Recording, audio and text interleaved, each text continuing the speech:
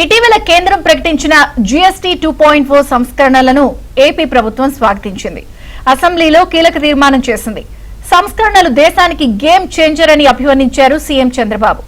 11 ఏళ్ల పాలనలో ప్రధాని మోదీ ఎన్నో సాహసోపేత నిర్ణయాలు తీసుకున్నారని ప్రశంసించారు. ఇక దేశానికి ఆర్థిక భారం తప్పదని తెలిసినా పేద మధ్యతరగతి ప్రజల జీవితాల్లో మార్పు కోసమే జీఎస్టీలో పెను మార్పులు తీసుకొచ్చారంటూ కీర్తించారు సీఎం చంద్రబాబు.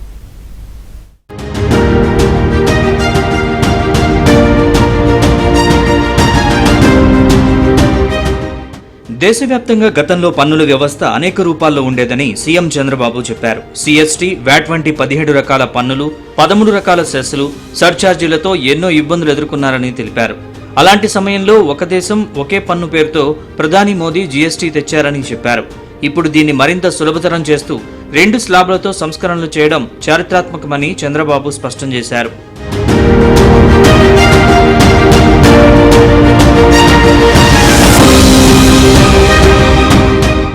జీఎస్టీ సంస్కరణలు దేశ ప్రగతికి బాటలు వేస్తాయని AP deputy CM Pawan Kalyan అన్నారు. అసెంబ్లీ సమావేశాల్లో ఆయన మాట్లాడారు.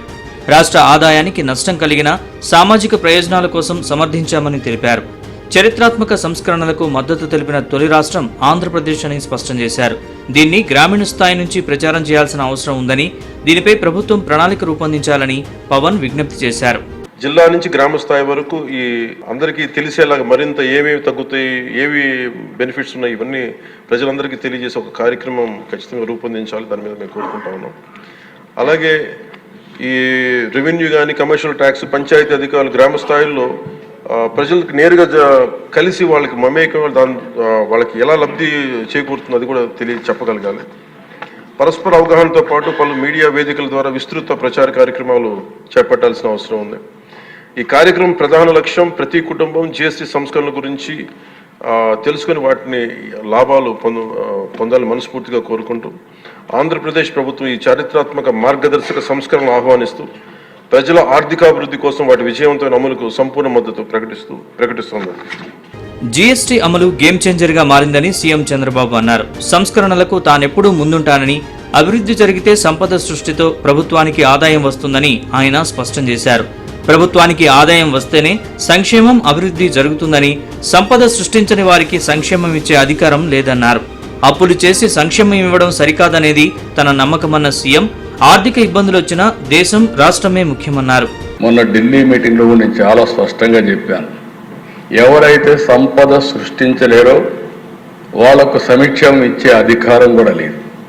అప్పులు చేసి సంక్షేమ కార్యక్రమాలు ఇస్తే అది సస్టైనబుల్ కాదనేది నా ప్రగాఢమైన నమ్మకం. నా సుదీర్ఘ రాజకీయంలో ఇదే ప్రాక్టీస్ చేశాను.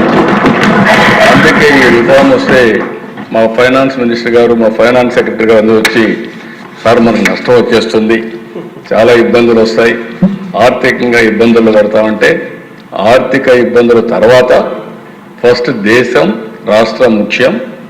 మనం అంతా కూడా లాంగ్ టర్మ్ రిఫార్మ్ చూడాలి. It will be A game changer, don't object, first మీరు వెళ్ళి సపోర్ట్ చేయమని చెప్పిన వ్యక్తి నేనని చెప్పి కూడా నేను సాహసోపేతమైన సంస్కరణలను తీసుకునే వ్యక్తి ప్రధాని మోదీ అంటూ సీఎం చంద్రబాబు ప్రశంసించారు. మోదీని ముఖ్యమంత్రిగా, ప్రధానిగా చూశానని, 11 ఏళ్లలో ఆయన తీసుకున్న నిర్ణయాలను చూస్తే ఇది అర్థమవుతుందని చెప్పారు. ఆయన సంస్కరణలతో 132% మంది పరోక్ష పన్ను చెల్లింపుదారులు పెరిగారంటూ మోదీని మనస్ఫూర్తిగా అభినందిస్తున్నట్లు పేర్కొన్నారు. బోల్డ్ రిఫార్మ్స్ చేసిన వ్యక్తి నరేంద్ర మోడీ గారు. ఆయన ముఖ్యమంత్రిగా ఉన్నప్పుడు నేను చూశాను, ఆయన ప్రధానమంత్రిగా ఉన్నప్పుడు చూశాను. 2 సార్లు కూడా ఏదొచ్చినా కూడా అనునిత్యం ఆలోచిస్తారు. నూతనత్వం ఉండాలి, రిఫార్మ్ ఉండాలి, ప్రజలకు ఉపయోగపడే మంచి కార్యక్రమం ఏం చెప్పినా ఇమీడియట్గా యాక్సెప్ట్ చేసే వ్యక్తి. అందుకే 11 సంవత్సరాల్లో ఆయన చేసిన నిర్ణయాలు మీరు చూస్తే, ఒకప్పుడు దగ్గర ఇండైరెక్ట్ ట్యాక్స్ పేయర్స్ 132% పెరిగారు ఆయన తీసుకున్న రిఫార్మ్ వల్ల.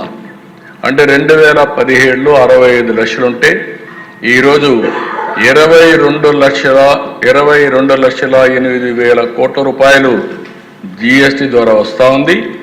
18% యావరేజ్ గ్రోత్ రేట్ CAGR. ఇది ఒక చరిత్ర అని చెప్పి కూడా నేను మీకు తెలియజేస్తున్నా. అలాంటి బోల్డ్ రిఫార్మ్ ఇది. వారిని మనస్ఫూర్తిగా మనం అభినందించాల్సిన అవసరం ఉంది. జీఎస్టీ 2.0లో కేంద్రం తీసుకొచ్చిన సంస్కరణలు దేశ ఆర్థిక వ్యవస్థలో గేమ్ చేంజర్ వంటివన్న సీఎం చంద్రబాబు దేశ ప్రజలకు దసరా, దీపావళి పండుగల్ని ముందుగానే తీసుకొచ్చిందన్నారు. జీఎస్టీలో మార్పులను ఆయన సవివరంగా వివరించారు.